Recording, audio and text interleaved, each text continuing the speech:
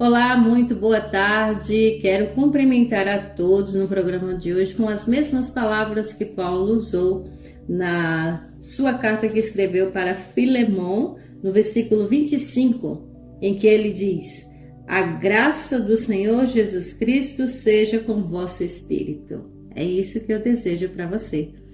Todos sejam muito bem-vindos em mais um programa A Voz da Profecia. Que Deus fale ao seu coração e que você tenha esse mesmo coração aberto para ouvir a voz de Deus. A partir de agora, você está na melhor sintonia para ouvir a palavra de Deus lida, cantada, explicada, meditada, e que essa palavra faça efeito na sua vida. É um prazer estarmos juntos novamente e hoje nós vamos dar continuidade ao estudo da carta aos Hebreus, mais precisamente o capítulo 3. Por isso eu convido você, já indo abrir aí a sua palavra, a Bíblia Sagrada, deixa ela no colo, aí na sua frente. Se você estiver sentado à mesa, no sofá, ou estiver no quintal, às vezes você também pode estar até lavando a louça e ouvindo a sintonia, que você fique à vontade, mas que a palavra de Deus faça efeito na sua vida. Hebreus capítulo 3, Bíblia na mão, Jesus no coração, o inimigo no chão. Estamos juntos aqui para exaltar o nome de Deus e para aprender mais ainda desse Pai maravilhoso que mora nos céus e ao mesmo tempo nos dá o seu Santo Espírito para estar aqui conosco. Que bom que estamos juntos. E falando em estarmos juntos, é bom estar com você também, Evandro, novamente em mais uma semana, em mais um programa em que nós vamos estudar a palavra de Deus. Que Deus te abençoe.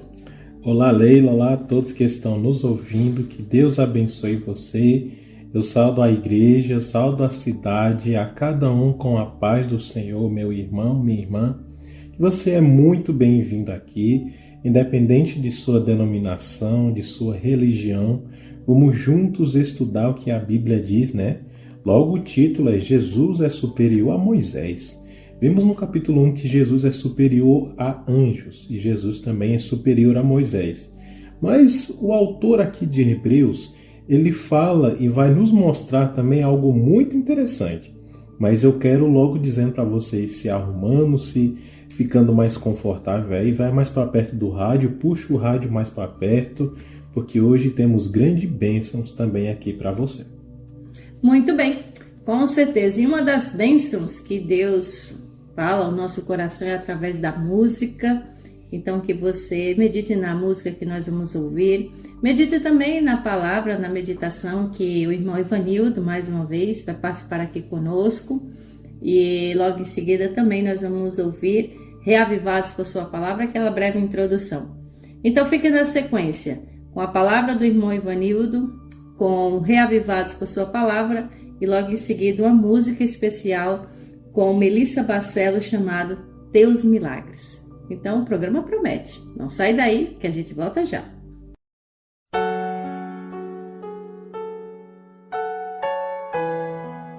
Boa tarde, Santa Cruz. Boa tarde para todas as pessoas da cidade de Santa Cruz.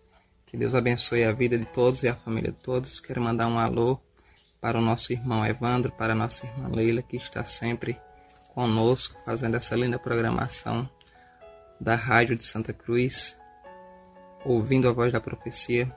Quero mandar um abraço também para Eva, também para a Sueli, para a Carmen, para a Amanda também, para Dona Evani e seu José, que estão estudando a Bíblia conosco também.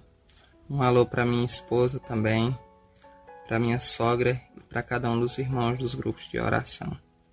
E também um alô para todos os irmãos da Igreja de Santa Cruz. Muito bem, o tema que nós vamos estudar hoje na meditação será os sinais da volta de Jesus.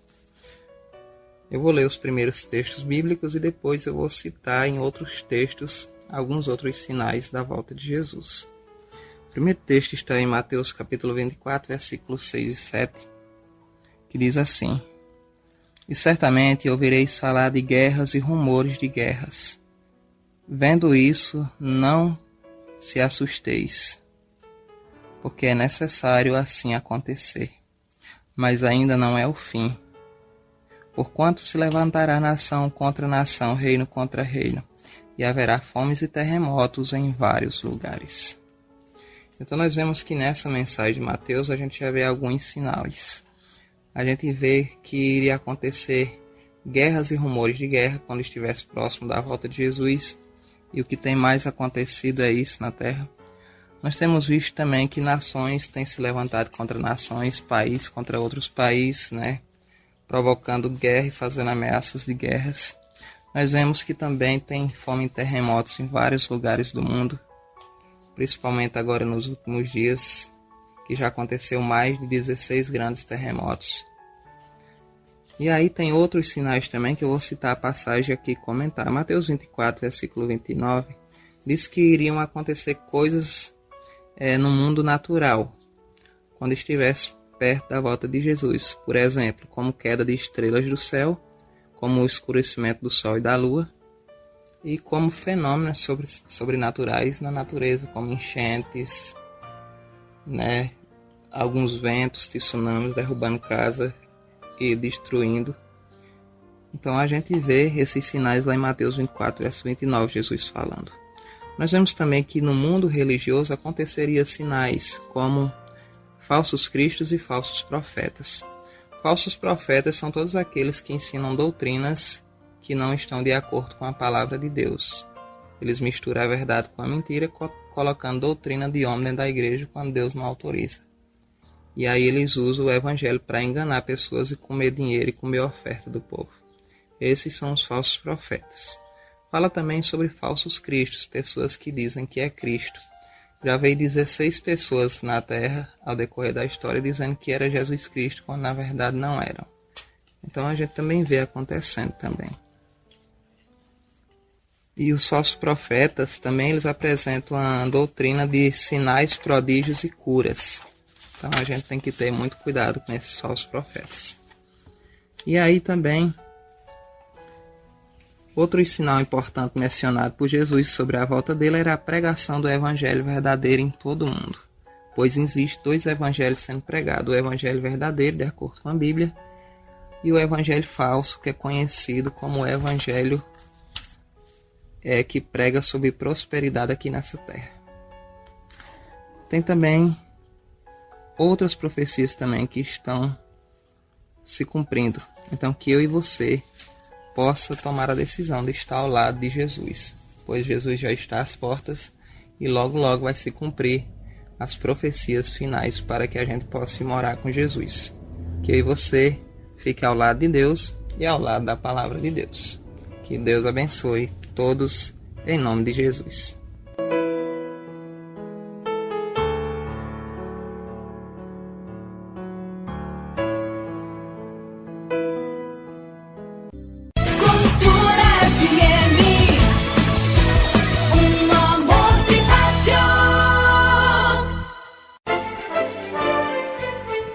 Esta é a voz da profecia.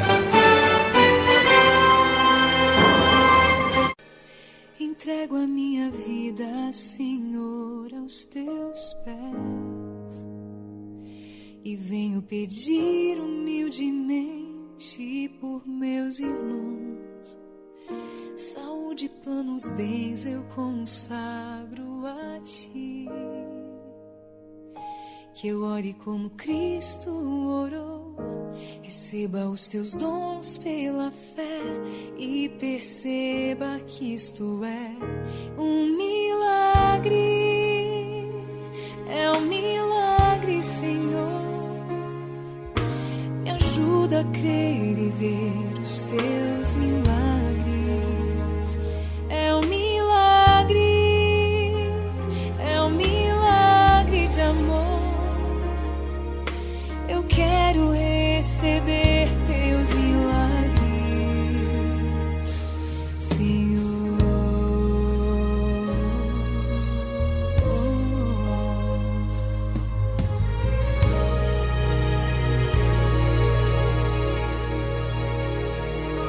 Derrama teu Espírito sobre a nação, que com o coração quebrantado te busque em oração. Há muito que fazer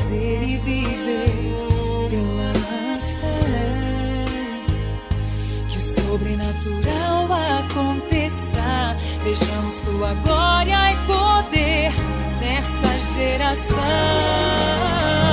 É um milagre, Senhor. Me ajuda a crer e ver os teus milagres. É um milagre de amor. Eu quero receber teus milagres,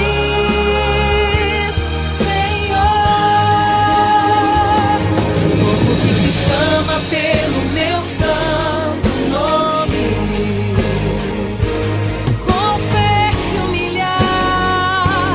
Confesse, humilhar e orar. Sou um povo que se chama pelo meu santo nome. Se desviar dos seus maus caminhos e me procurar, um milagre eu farei, eu o sararei. É um milagre, Senhor. Me ajuda a crer e ver os teus milagres. É um milagre, sim, é um milagre de amor. Eu quero receber teus milagres, Senhor.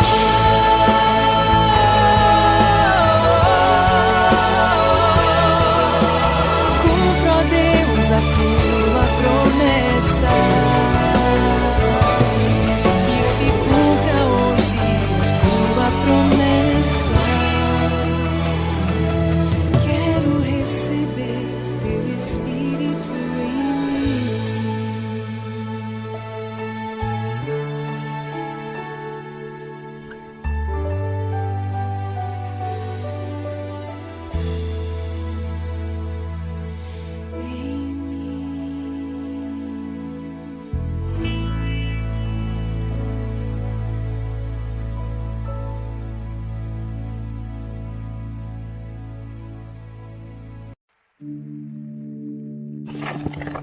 Tente imaginar a cena.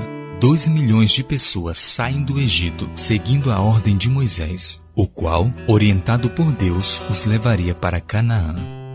Porém, poucas horas depois da partida, o povo de Israel estava encurralado. À frente estava o Mar Vermelho, atrás estava o exército do Egito e dos lados apenas deserto. Mas quando tudo parecia perdido, as águas se partem ao meio e uma estrada de terra firme surge no meio do mar. Que cena impressionante! Imagine caminhar entre aqueles paredões de águas. Eu sempre pensei, se eu estivesse lá, jamais duvidaria do poder de Deus. Quem poderia negar o poder de Deus diante de um milagre destes? Sabe, infelizmente, quando olhamos para a trajetória do povo de Israel, uma coisa fica clara: milagres não garantem a fé. Dos 2 milhões que saíram do Egito, apenas 2 pessoas chegaram em Canaã. Na carta que Paulo escreveu aos Hebreus, no capítulo 3, a partir do verso 7, ele fala sobre essa triste jornada. Ouça: assim, pois, como diz o Espírito Santo, hoje, se ouvirdes a sua voz, não endureçais o vosso coração, como foi na provocação no dia da tentação no deserto, onde vossos pais me tentaram, pondo-me à prova, e viram as minhas obras por 40 anos. Sabe, a fé produz milagres, mas milagres não produzem fé. Alguém que não deseja acreditar em Deus, duvidará dele mesmo em face de grande demonstração de seu poder. Por isso, muitas vezes estamos cercados pelas obras de Deus, mas simplesmente fechamos nossos olhos para enxergá-las. Que tal hoje tirar um tempo para observar os pequenos milagres que acontecem em sua volta? Você poderá se surpreender como o mesmo Deus do passado ainda está vivo no presente. Muito obrigada, irmão Ivanildo, que Deus abençoe você também, sua família, e agora com sua filhinha nos seus braços. Parabéns, que Deus traga muita saúde para todos vocês. Vamos continuar agora com a nossa programação, em que nós vamos ler o capítulo 3 do livro de Hebreus. Mas antes, eu convido você, como a gente sempre faz, orar, porque antes de nós estudarmos a Bíblia, nós devemos convidar o autor da palavra. Feche seus olhos. Senhor nosso Deus, bondoso Pai, maravilhoso Senhor, aqui estamos nós reunidos diante da Tua palavra, diante da Bíblia Sagrada que está aberta aqui diante de nós. Então, que por favor, o Senhor nos dê Teu Santo Espírito para nos iluminar e fazer com que a gente entenda, compreenda e coloque em prática na nossa vida. Por favor, abençoe cada um que está nos ouvindo, que sinta o Teu abraço, o Teu toque, a Tua palavra inspiradora aos seus ouvidos e ao seu coração e que traga a transformação necessária na vida de cada um. Obrigada por tudo, Senhor. Agradecemos pela semana que passou, agradecemos pelo alimento. Se tivermos de pedir a Ti alguma coisa, Senhor, é pedir perdão por muitas vezes negligenciarmos o estudo da Tua palavra, às vezes a nossa falta de fé, mas nos ajude a perseverar. Esteja conosco. Nos entregamos em Tuas santas mãos, no doce e eterno nome de Jesus. Amém. Então vamos lá, antes vou fazer aquela breve recapitulação do capítulo anterior, foi o capítulo 2, Paulo explicando e ensinando aos hebreus e a nós também do perigo da negligência da palavra. E não basta nós só ouvirmos, mas também sermos praticantes da palavra de Deus. Jesus, que foi coroado de glória, e Ele que é o nosso sumo sacerdote idôneo, compassivo, que entende as nossas dores, que sabe o que é padecer, e onde Ele deixa bem claro que esse mesmo Jesus sabe o que nós estamos passando e Ele é o único que pode nos fortalecer. E no capítulo 3, nós vamos ver também um pouco mais sobre esse Cristo maravilhoso que opera milagres. Por isso que a música que nós ouvimos foi milagres. O Reavivados que nós ouvimos falou sobre o milagre que Deus fez abrindo o Mar Vermelho para o seu povo passar. Enfim, esse é o nosso Deus, que opera milagres. Vamos ler junto do versículo 1 até o versículo 6. E você acompanhe comigo a leitura aí na sua Bíblia, que diz: Portanto, santos irmãos, participantes do chamado celestial, fixem os seus pensamentos em Jesus, apóstolo e sumo sacerdote que confessamos. Ele foi fiel àquele que o havia constituído, assim como Moisés foi fiel em toda a casa de Deus. Jesus foi considerado digno de maior glória do que Moisés, da mesma forma que o construtor de uma casa tem mais honra do que a própria casa. Pois toda casa é construída por alguém, mas Deus é o edificador de tudo. Moisés foi fiel como servo em toda a casa de Deus, dando o testemunho do que haveria de ser dito no futuro. Mas Cristo é fiel como filho sobre a casa de Deus. E esta casa somos nós, se é que nos apegamos firmemente à confiança e à esperança da qual nos gloriamos. Vamos dar uma pausa aqui.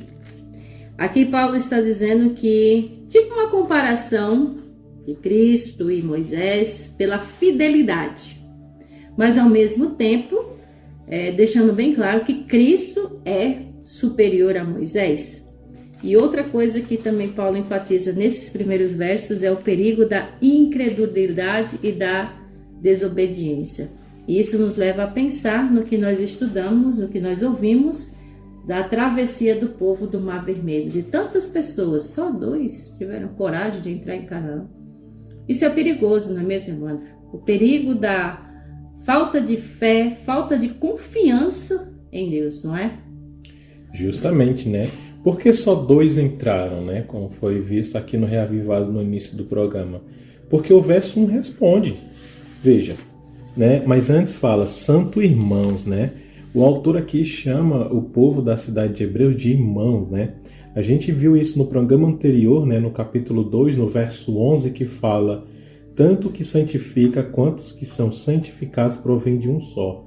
Por isso Jesus não se envergonha de chamá-los de irmãos, né? Então Jesus Cristo nos uniu e eu e você temos o mesmo Pai, né, que é Deus. Então é muito correto a gente chamar o outro cristão, outra pessoa de irmão. Opa, irmão, tudo bom? Porque somos irmãos, né? E temos o mesmo Pai que é Cristo. Mas aí, né, voltando, por que só Josué e Caleb entraram na Canaã Celestial? Porque o verso 1 responde: porque eles fixaram seus pensamentos em Jesus, em Deus, né? Porque eles olharam, viram a cidade com gigantes e pensaram: com Deus é possível. Os outros 8 espias falaram: não consigo, porque eu não tenho Deus, né? Então é necessário nós fixar os nossos pensamentos. O autor aqui poderia dizer mãos, fé, espiritualidade ou qualquer outra palavra, mas ele escreveu pensamentos porque é onde está localizado a nossa região para adorar a Deus. A gente adora a Deus através do Espírito, né? Com o pensamento. A gente ora em pensamento, né? Então é necessário que os nossos pensamentos sejam purificados, estejam bem cuidados, né? Então Jesus Cristo pode cuidar da gente. Então esse é um ponto muito importante. O verso 2, né, fala: ele foi fiel até que o havia constituído. A gente pega aqui, Leila, e pega esse verso 2 aqui na minha versão, na versão internacional, fala: ele foi fiel àquele que o havia constituído. No verso 2, talvez em outras Bíblias esteja outra palavra, outro significado, mas nessa versão internacional escrito constituído, né, a gente dá a impressão de que parece que Jesus ele foi gerado, né, por Deus. Dá essa impressão, mas não é isso que o verso quis dizer, tá certo? Quando o verso fala que constituído, fala que Jesus ele foi constituído sim, mas para pregar, né, para fazer o seu ministério. É como se fosse assim, então, eu estou lhe constituindo para uma posição, para uma função, para uma missão. Então, eu estou constituindo você essa missão, nesse cargo, enfim, para como você falou, nessa missão. Então, Moisés fez o papel dele no deserto. Foi fiel, foi leal, foi obediente, mas muitos do povo não foi. E Jesus, muito superior a Moisés, foi fiel, foi leal, foi obediente, conduziu o povo, né? Então, Deus constituiu ele exatamente para essa missão. Exato, é isso mesmo. No verso 2, né, fala que Jesus ele foi considerado digno de maior glória do que Moisés. E eu creio que Moisés ele teve uma glória imensa, né? Viu a presença de Deus ali na sarça ardente, até mesmo na abertura do Mar Vermelho, né? Ali muitas outras coisas, né? Moisés foi abençoado, mas Jesus tem muito mais glória ainda e é superior a Moisés. E é interessante que no verso 3, 4, 5 e 6, aqui a gente pode fazer uma comparação de Moisés com Jesus, mas óbvio, Jesus é superior, né? No verso 4 fala: pois toda casa. Aqui casa, o autor ele dá também a alegoria e a ilustração de também ser igreja, né? Troca a palavra casa por igreja, pois toda igreja é constituída por alguém, mas Deus é o edificador de tudo, né? Sabemos que Deus é o corpo principal da igreja, mas Moisés foi fiel como um servo em toda igreja de Deus, ali com o povo no deserto. E Moisés estava dando testemunho do que havia de ser dito no futuro, né? Moisés, por muito tempo, vou libertar vocês, povo de Israel, né? E o povo estava nem aí, né? Mas no verso 6, olha o ponto principal. Mas Cristo é fiel como filho sobre a igreja de Deus. E esta igreja somos quem? Nós. Se é que nos apegamos, né, firmemente a confiança e a esperança da qual nos gloriamos. Então o autor aqui ele faz uma comparação da casa de Cristo sendo construído, né? e o próprio dono veio falar com a casa, entre aspas, né? Isso é muito interessante, essa comparação, essa alegoria que o autor faz sobre Jesus e Moisés. Muito bem. Então, é claro que quando a gente vê que ele deixa muito sucinta essa ideia de que Jesus é superior a Moisés, até porque Moisés foi um instrumento na mão de Deus. Exato. Um instrumento na mão de Jesus. Moisés não tinha poder nenhum de abrir o mar vermelho. Foi uma ordem do próprio Deus. Então, o próprio Jesus é quem dá o poder, porque ele é o Todo-Poderoso. Então, não há dúvida de que Jesus é superior a Moisés. Mas, quando Paulo faz essa comparação, Evandro, eu fico pensando. Então, imagina se for eu e você. Se formos nós, se for você que está nos ouvindo e Deus fazer, digamos assim, essa comparação. Nossa, você é muito parecido em Jesus nesse aspecto. Que honra, né? Muita. Então, assim, paremos para pensar, porque um ser humano normal, como foi Moisés, e ele foi comparado, de certa forma, em alguns aspectos, à obediência a Jesus. Então, que nós também refletimos nisso, né? Isso é muito importante. A gente pode também fazer assim comparações ilustrativas, né, com outros personagens com Jesus. Por exemplo, podemos comparar Jesus com Adão, de que ali antes, após da queda do pecado, os dois são perfeitos, né? Por exemplo, podemos comparar Jesus com, por exemplo, Isaías, Ezequiel, por exemplo, foram grandes pregadores, saíram andando, pregando, né? A gente faz essas pequenas comparações. Óbvio que Jesus é superior em tudo e sobre todos eles, né?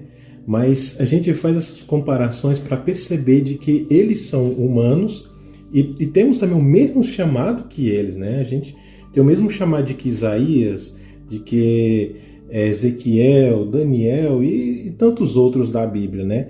Então esse lado humano que Jesus chama é para nós hoje. Mas esse chamado também é preciso, no verso 1, eu preciso fixar os meus pensamentos em Jesus, né? Apóstolo e sumo sacerdote que confessamos, né? A nossa salvação.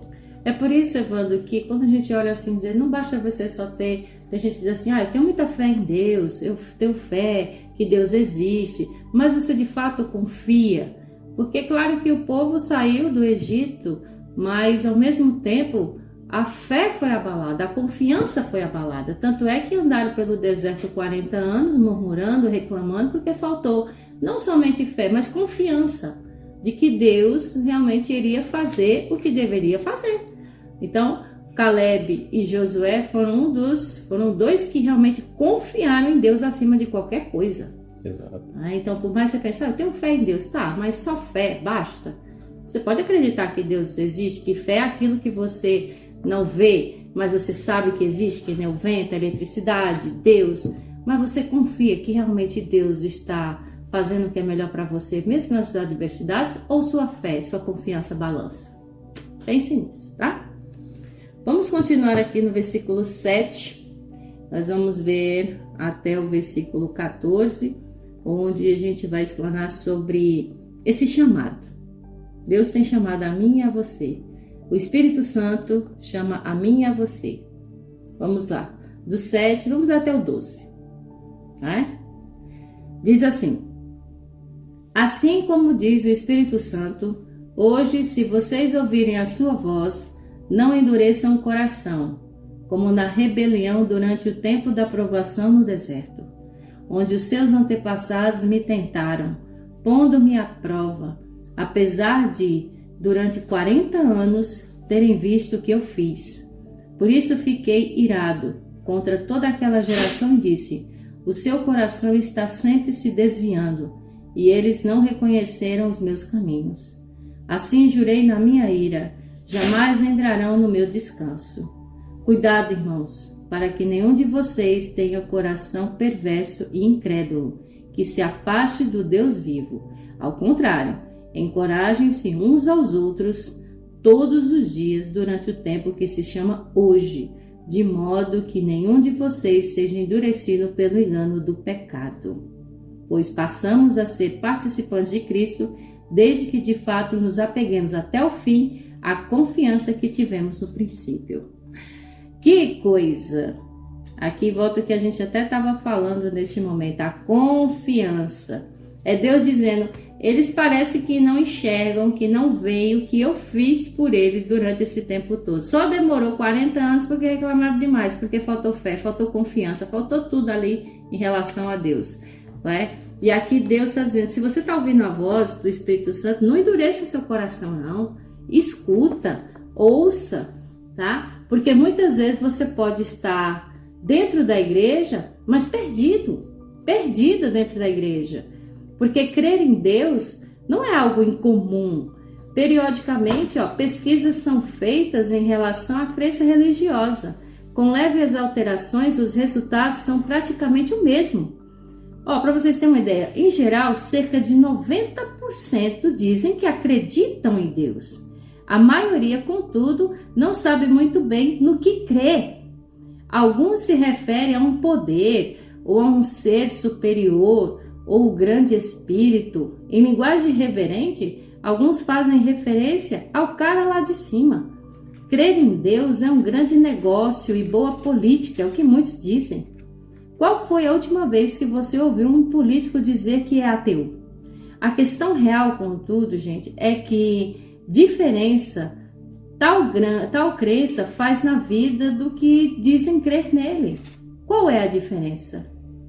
Mais perturbador ainda seria saber até que ponto pessoas que se dizem cristãs são realmente afetadas em termos de compromisso com sua fé. Uma breve história, que em 1940 teve um rapaz chamado Rod Bell.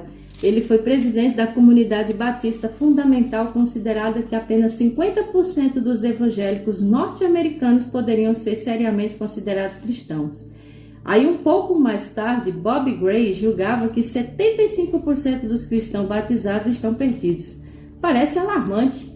Wally Amos Christian afirmou, que era outro pregador, que estava grandemente surpreso se ele encontrasse 25% dos cristãos no céu. E Billy Graham, o famoso evangelista, alguns anos atrás, elevou o índice dos perdidos dentro da igreja para 85%. E mais recentemente ainda, Aiden Walsen Tozen, que é outro destacado pastor americano, subiu ao percentual de 90%. Gente, se a percepção desses líderes religiosos está correta, estamos diante de uma grande tragédia. Milhões de perdidos dentro da igreja? A questão se torna mais complexa quando pensamos em termos de pregação do evangelho. Como os perdidos dentro da igreja partilharão o conhecimento de Cristo com os perdidos de fora da igreja, se está perdido dentro dela? Qual é a explicação para tal fenômeno, gente? Certamente a lista de razões poderia ser extensa e variada. Ellen White, uma escritora americana, ela diz que, entretanto, colocou o indicador um pouco mais sensível, que nos deveria fazer pensar seriamente, que seria: lembrem-se, os pastores e o povo, de que a verdade do evangelho, quando não salva, leva à ruína.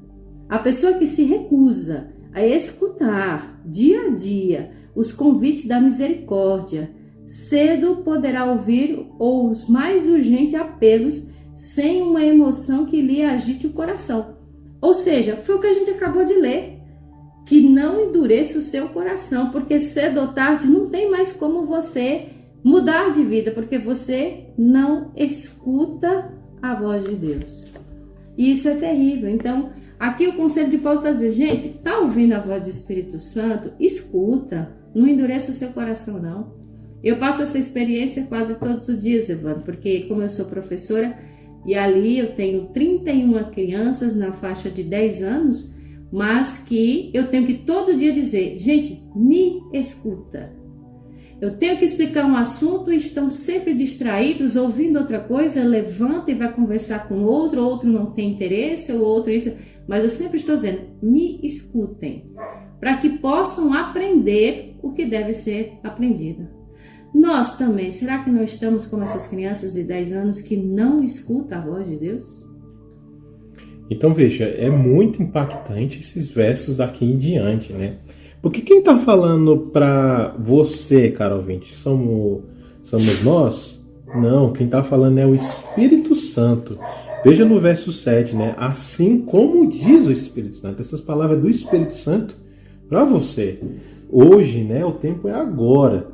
Se vocês ouvirem a sua voz, não endureçam o coração. Esse endurecer é no sentido de não deixe passar, né? Não negligencie, não deixe de escutar os apelos bíblicos. Esse é o sentido, né? Porque, veja, voltando para o verso 1, como você pode não endurecer o coração se meu pensamento, né? Se eu não estou fixando meus pensamentos em Deus? Não tem como, né? Agora, se eu fixar meus pensamentos em Cristo, meu coração ele não endurece, né? Ele na verdade vira um coração de carne, mas voltado para Deus. Esse é o sentido, né? O verso 7 e o verso 8 deixa muito bem claro isso.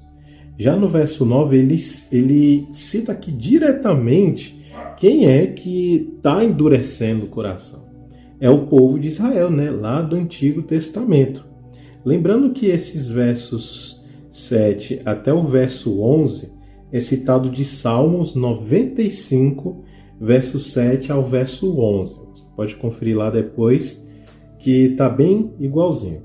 Mas vejam, é interessante que os antepassados viram ali o Mar Vermelho, viram a coluna de fogo, viram a sarça ardente. Não, ali foi só Moisés no caso, né? Mas viram muitas bênçãos de Deus ali, mesmo assim, um coração duro, nem parece que nem um milagre pode quebrar, né? Você pode ver ali, por exemplo, a cura de um paralítico ali em Marcos 3. Muitas pessoas acreditaram, mas outras pessoas não acreditaram ali no milagre visto ali. Então muitos foram libertos, mas muitos também se rebelaram. Eu cito aqui para você 1 Coríntios, capítulo 10, verso 11, que diz, essas coisas aconteceram com eles quem? Lá no Antigo Israel, como exemplo, e foram escritos para o quê? A advertência. Então, se o povo de Israel negligenciou, foram rebeldes, aí entra o verso 11, né? Não entrarão no meu descanso. Mas aí você fala, como assim Deus está dizendo que não quer deixar o descanso para o povo? É simples. Deus está dizendo que não entrarão no descanso deles se continuarem nessa rebelião. Deus, ele é contra a rebelião e não contra o povo de Israel em si. Essa palavra descanso aqui vem do grego katapausen, que significa terra prometida. Então, o povo não entrou na terra prometida, eles ficaram vagando no deserto por 40 anos porque foram rebeldes. O povo daquela geração não entraram porque foram rebeldes. Mas o povo da próxima geração, que foi com Josué, né, que foi o próximo líder depois de Moisés, o povo no tempo de Josué entraram na terra prometida. Mas por quê? Porque foram fiel, né, obedeceram a regra de Josué. Você pode ler ali na Bíblia Josué capítulo 8, que Josué até lia os mandamentos para o povo de Israel obedecia, né? O que isso nos ensina? Que quando o cristão acha bom o que Deus disse que é errado, o cristão já está na terra do inimigo, né? Então precisamos ter muito cuidado, porque hoje você precisa aceitar os apelos, ouvir o apelo do Espírito Santo para não endurecer o seu coração. Muito bem. Então, às vezes a gente pensa, está demorando, Deus não escuta a minha oração, mas muitas vezes também é só rebeldia nossa. E isso. Muitas vezes nós só atrapalhamos o plano de Deus. Porque, como eu disse, não era 40 anos para entrar em Canaã. Mas por quê? É uma rebeldia aqui, uma teimosia acolá, sem confiança em Deus, aí só demora. E nós estamos vivendo nessa época exatamente agora. As pessoas pensam, poxa, porque Jesus não vem logo? Alguma coisa tem acontecendo, que realmente somos teimosos, somos rebeldes, Deus também está sendo misericordioso, mas um dia isso vai acabar. Então, o apelo é qual? Ouça, escute, atente e obedeça à voz de Deus. Não é difícil. Continuando, paramos no verso 14, né? Vamos para o verso 15 até o versículo 19 e a gente finaliza o capítulo. Porque ele diz assim, verso 15. Por isso é que se diz, se hoje vocês ouvirem a sua voz, não endureçam o coração como na rebelião. Quem foram os que ouviram e se rebelaram? Não foram todos os que Moisés tirou do Egito? Contra quem Deus esteve irado durante 40 anos? Não foi contra aqueles que pecaram, cujos corpos caíram no deserto? E a quem jurou que nunca haveria de entrar no seu descanso? Não foi aqueles que foram desobedientes? Vemos assim que por causa da incredulidade não puderam entrar. Aí pensa, Deus não quis isso. Não, gente, é nossa própria rebeldia, é nossa própria desobediência. Deus não está pedindo muito, Deus está pedindo para mim, para você confiarmos nele e obedecer. Então, novamente, o que Paulo falou no versículo 7 de ouvir a voz de Deus, novamente ele diz, estou dizendo para vocês no versículo 15, não endureça o coração de vocês. Falar de fraqueza da graça pode parecer um absurdo. De que fraqueza poderia a graça ser acusada? Afinal, não é precisamente a graça o poderoso instrumento escolhido por Deus para regenerar rebeldes e transformar inimigos? Por estranho que pareça, ouvintes, assim como o amor, a graça sofre de uma imponderável fraqueza, o que pode ser rejeitada. As Escrituras estão pontilhadas por aqueles que rejeitaram a oferta da graça. Em relação a isso, não há absolutamente nada que Deus possa fazer. Seu enorme poder torna-se paralisado diante da rejeição. Considere a vida de Judas. Seu nome é uma variação de Judá, que significa o Senhor guia. Porém, ninguém foi mais guiado pelo diabo do que ele. Nas listas dos apóstolos, seu nome é sempre qualificado com um epitáfio acusador, aquele que traiu o Senhor.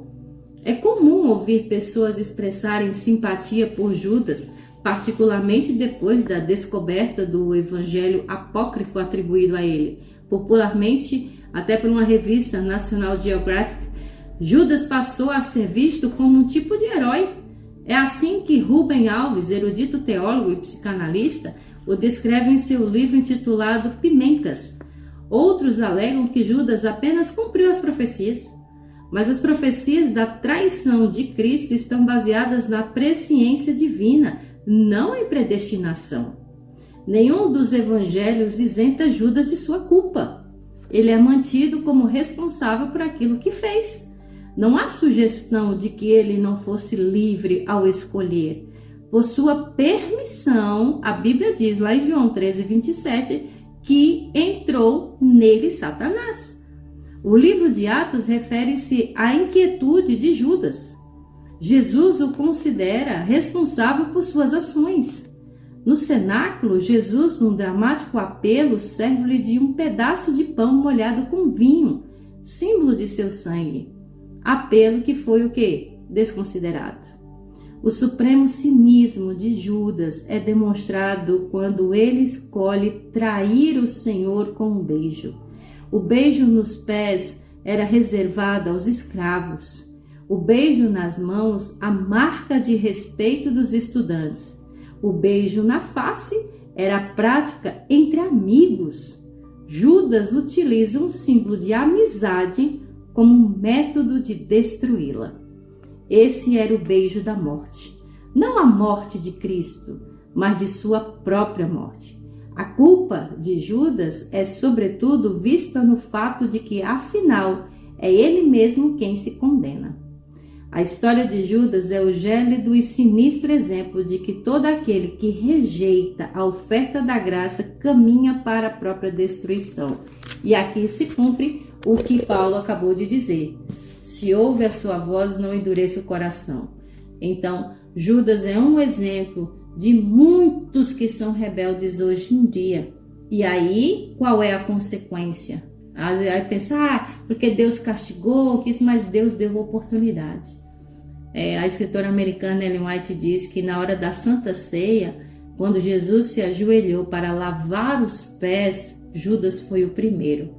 E ela ainda enfatiza que naquele mesmo momento em que ele olhou para os olhos do Salvador, por uma pontinha, pensou em voltar atrás e não trair. Mas ao mesmo tempo ele deu lugar para Satanás, ele escolheu. Então, meus queridos, não pense que a pessoa aconteceu isso porque predestinação. Não, tudo é uma escolha. Eu e você escolhemos sim o que nós estamos fazendo ou não. Porque, como eu disse, Você escuta a voz de Deus. Agora, se vai abrir o coração ou não, é uma decisão sua. E Judas, né, passou pelo que passou porque ele não teve o verso 1, ele não fixou seus pensamentos em Jesus Cristo. E junto também com o verso 12, né, que o autor fala para que a gente não tenha um coração perverso e incrédulo. Perverso é todo tipo de maldade, e incrédulo é que não crê. Então você pode ver que Judas podia até ter um coração não perverso, mas Judas ele foi incrédulo, ele não estava acreditando que Jesus era o Salvador. A ideia de Judas era que Jesus fosse um rei salvador que ia libertar o povo romano à base de espada, de violência. Mas Jesus mesmo falou, não vim trazer espada, né? Não, ele veio trazer espada. Veio trazer espada, né? Isso, obrigado. Então veja, hoje em dia parece que o coração das pessoas só tem perversidade, maldade e incredulidade. O coração das pessoas está mal e só tem maldade e não crê em Cristo. Então é o mesmo sentido ali de Lúcifer lá no céu, né, que se rebelou contra Cristo. E o autor diz para a gente não ser assim, para não sermos enganados por todo tipo de pecado, né? O verso 17 também me chamou a atenção, que fala contra quem Deus esteve irado durante 40 anos. Como eu falei, essa ira não era contra o povo de Israel, mas é uma ira contra a incredulidade e a perversidade no coração das pessoas. Deus não odeia pessoa nenhuma. Deus ama todas as pessoas, independente do que façam. Agora, Deus odeia o pecado, a perversidade, a incredulidade, né? O erro, né? O pecado que as pessoas cometem. E o verso 19, né? Então a gente vê que por causa da incredulidade dele, eles não puderam entrar. Então essa pergunta era para nós hoje. Muitas pessoas não vão estar no céu, né, quando Jesus voltar, por causa da incredulidade. Será que as pessoas não deveriam pensar nisso, né, repensar nisso? Eu tenho que repensar isso, você pensar nisso? Porque se eu tenho no meu coração perversidade e incredulidade, certamente não estarei no céu. Pois é, então entra aquilo que a gente falou agora há pouco, que muitos podem estar perdidos dentro da igreja. Judas se perdeu, Judas esteve perdido andando com Jesus. Tá vendo? Lúcifer está perdido para o fogo eterno, por quê? Porque se rebelou, desobedeceu, mas estava onde? No céu. Então, não basta, como eu disse, a gente somente ter fé, estar ali por perto, é você realmente olhar para o Salvador. Porque muitas vezes a gente está na igreja, mas é só corpo. Às vezes nosso coração está lá naquele barzinho, está lá naquela música lá mundana, está naquela pessoa que você tem relação sexual ilícita, enfim. Então assim, Deus está chamando a mim e a você, a todos nós, para abrirmos o coração, ouvir a sua voz e descansar nele, e deixe que ele faça o resto. Porque até na hora lá que eles tiveram que passar pelo Mar Vermelho, qual foi a ordem de Deus? Diga a eles que marche, que ande, que vá à frente, confie que eu vou fazer. É por isso, Evandro, que toda batalha que eu e você formos enfrentar, nós perdemos. Mas se a gente colocar Deus Todo-Poderoso à frente das nossas batalhas, aí sim nós vencemos. E sabe o que é mais interessante? É que o autor, ele fala uma coisa e depois diz de novo. Assim como você fala para suas crianças, né? Me escute. É isso. Novamente você tem que repetir de novo, porque uma hora elas vão errar, parece que entra no ouvido e sai pelo outro, né? Então, assim como o autor falou hoje, não endureça o seu coração no verso 7, ele repete também no verso 15. Ele está dizendo, olha, faça isso. Não, você não me ouviu? Faça isso.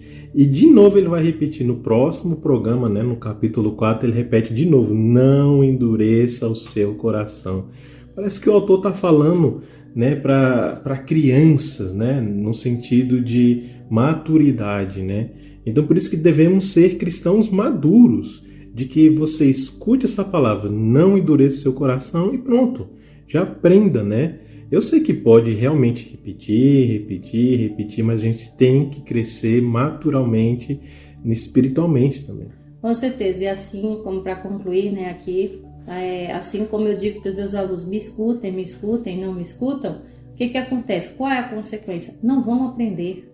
Então tem que ouvir. Então nós, do mesmo jeito que não ouvimos a voz de Deus, logo logo Jesus vai voltar. Se não realmente o aceitarmos e nos entregarmos a Ele, qual é a consequência? Vamos ficar. Isso. Então é tudo muito claro. Deus está dizendo, está em você. Escolha, decida, me escute, atenda, me obedeça, que com certeza você vai entrar no meu descanso. Mas eu não posso te levar para o céu porque você é um rebelde. Assim como eu posso dizer para os meus alunos, olha, você não tem como passar de ano porque você não me escuta. O ano inteiro você não fez o que deveria ser feito. Não obedeceu, não estudou, não fez. Então assim, é para nós hoje. Então, meus queridos, atentemos à voz do Espírito Santo, para que Ele fale aos nossos corações e sejamos convertidos. Amém? Peça a Ele esse milagre.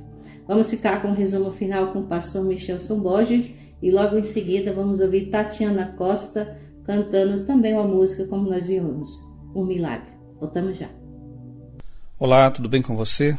Hoje vamos meditar no capítulo 3 do livro de Hebreus, que começa fazendo para a gente uma pergunta: você quer ser santo? Resposta: fixe seus pensamentos em Jesus. A santidade começa na mente, começa com os pensamentos. Se nós pensarmos sempre em Cristo, em Sua palavra, assim garantiremos uma vida de santidade, de pureza. O segredo da vitória consiste em fixar o pensamento em Jesus.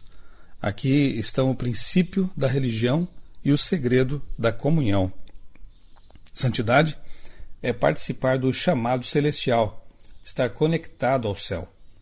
Verso 3: assim como é superior aos anjos, Jesus é superior a Moisés. Os judeus tinham que entender isso. Verso 4 diz que Deus é o edificador de tudo. Todo projeto pressupõe um projetista. Jesus é o projetista do universo e pode também, por causa dessa certeza que temos de que Ele é o Criador, pode também recriar nossa vida, recriar nossos pensamentos, recriar criar em nós algo que não havia, pureza e santidade. Ele tem poder para isso. Basta nos submetermos a Ele. Verso 6: nós somos a casa que Deus edificou, se é que nos apegamos firmemente a Ele. Verso 7 diz que hoje se vocês ouvirem a sua voz, não endureçam o coração. É um apelo que Deus faz a todos nós para que mantenhamos nossa mente, nossos ouvidos bem abertos, nosso coração sensível à voz de Deus, porque se nós ignorarmos a voz de Deus, a Sua palavra, o seu chamado, os seus apelos, vamos perdendo a sensibilidade aos poucos. Então, se você realmente entender a vontade de Deus para a sua vida, atenda no mesmo momento. Dê ouvidos, não endureça o coração. Deus sempre fala, os seres humanos é que tapam os ouvidos. Verso 9: a despeito dos muitos sinais que Deus apresenta, alguns insistem na descrença, infelizmente. 10. O seu coração está sempre se desviando, e eles não reconhecem os meus caminhos, diz aqui o verso 10. Que isso não aconteça conosco, que o nosso coração nunca se desvie e que nós sempre reconheçamos os caminhos de Deus como os melhores para a nossa vida. Para se desviar do caminho, é preciso antes desviar o coração e a mente. Não permita que isso aconteça. Verso 11. Infelizmente, os rebeldes e incrédulos não desfrutarão da paz de Deus e do descanso da redenção. Portanto, se nós interpretarmos bem esse verso, entenderemos que a paz e o descanso vêm da aceitação da vontade de Deus e da comunhão constante com Ele em nossa vida. Verso 12. O coração perverso e incrédulo se afasta de Deus e se torna ainda mais perverso e incrédulo. Quanto mais longe de Deus, obviamente, mais a pessoa perde a sensibilidade moral e espiritual e mais facilmente cometerá atitudes perversas, de maldade, de impureza. Quanto mais perto de Deus, mais difícil será viver dessa forma ímpia. Verso 13 diz assim: encorajem-se uns aos outros todos os dias. Isso é ser igreja. A igreja existe para que possamos nos encorajar uns aos outros, para que possamos incentivar uns aos outros nessa caminhada, às vezes difícil, às vezes penosa, mas uma caminhada que leva à Canaã celestial, à vida eterna. Que nos encorajemos uns aos outros, que tenhamos palavras de encorajamento sempre, que possamos pessoalmente ou por meio de redes sociais, um telefonema, enfim, sempre incentivar as pessoas, sempre animá-las em sua caminhada cristã. O pecado endurece o coração e cauteriza a mente, também é o que diz o verso 13. Não podemos brincar com o pecado, devemos andar com Jesus o tempo todo para que nosso coração não seja realmente endurecido, nossa mente não seja bloqueada e assim percamos a capacidade de perceber o que é errado, o que é pecado e não brinquemos então com isso. O verso 19 termina dizendo que a incredulidade teimosa e rebelde deixará muitos fora do céu. O problema não é necessariamente a descrença inicialmente, quando a pessoa ainda não tem talvez os argumentos, as evidências de que ela necessita, mas o maior problema é ter as evidências, ter acesso ao conhecimento, à salvação e ainda assim continuar teimosamente incrédula, por pura teimosia. Isso sim realmente caracterizará um rebelde e, infelizmente, deixará muita gente fora do céu. O capítulo fala realmente de rebeldia, de endurecimento do coração, de bloqueio da mente, que nós possamos realmente todos os dias pedir que Deus nos mantenha sensíveis à sua voz, abertos à sua influência, para que não caiamos nesse perigo, da incredulidade, da teimosia e da rebeldia. Eu sou o pastor Michelson Borges, desejo a você um dia muito feliz, muito abençoado, sensível à voz de Deus todo o tempo. Cultura FM. Tem coisa melhor? Todas as sextas-feiras, a Igreja Adventista do Sétimo Dia, das 17 às 18 horas, traz para você o programa A Voz da Profecia. Um programa de fé e esperança que anuncia a volta de Jesus. Breve Jesus voltará.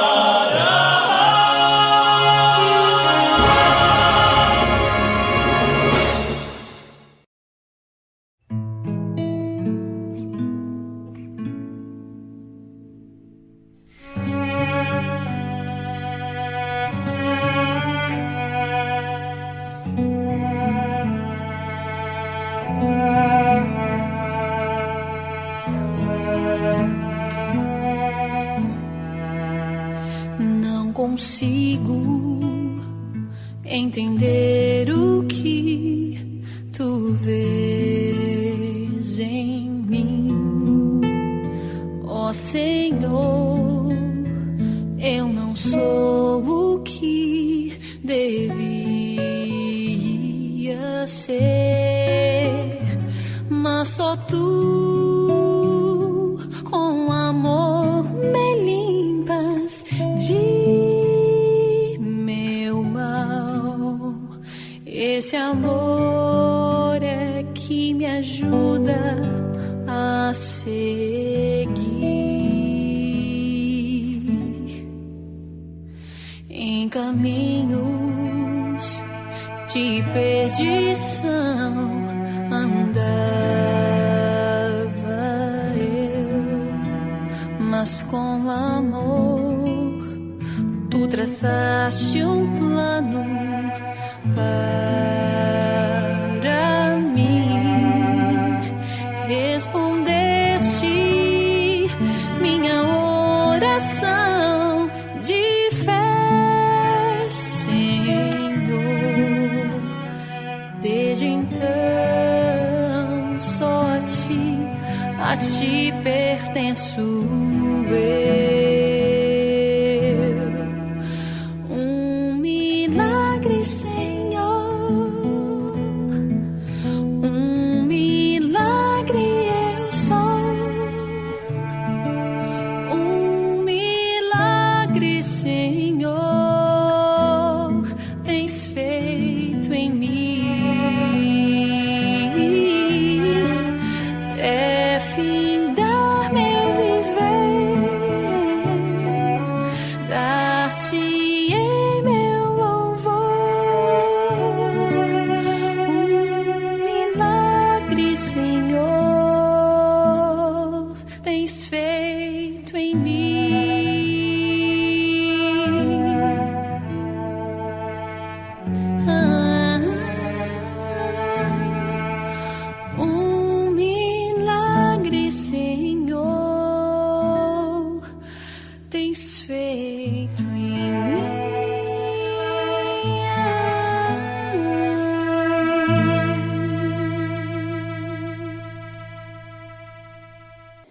Amém. Encerramos o nosso programa deixando aquele apelo que Paulo disse. Você está ouvindo a voz de Deus? Com certeza, não há dúvida que Deus está falando com você através da música, deste programa, da palavra. Agora a questão é, você vai abrir o coração? Qual é o maior milagre que você deseja na sua vida? Muitas vezes pode ser uma cura de uma doença, a conversão de um parente, mas sabe qual é o maior milagre? É a transformação do coração. Esse sim é o maior milagre, porque o coração é o terreno mais difícil, mais complicado, em que há uma batalha. Cristo quer seu coração, mas Satanás também. Então, faça sua escolha e deixe Deus fazer um milagre na sua vida, transformando o seu ser, para que muito em breve você entre no descanso dele. Que Deus abençoe você, abençoe sua família. Desde já um ótimo sábado, uma excelente semana e até o próximo programa, se ele assim nos permitir. Um abraço.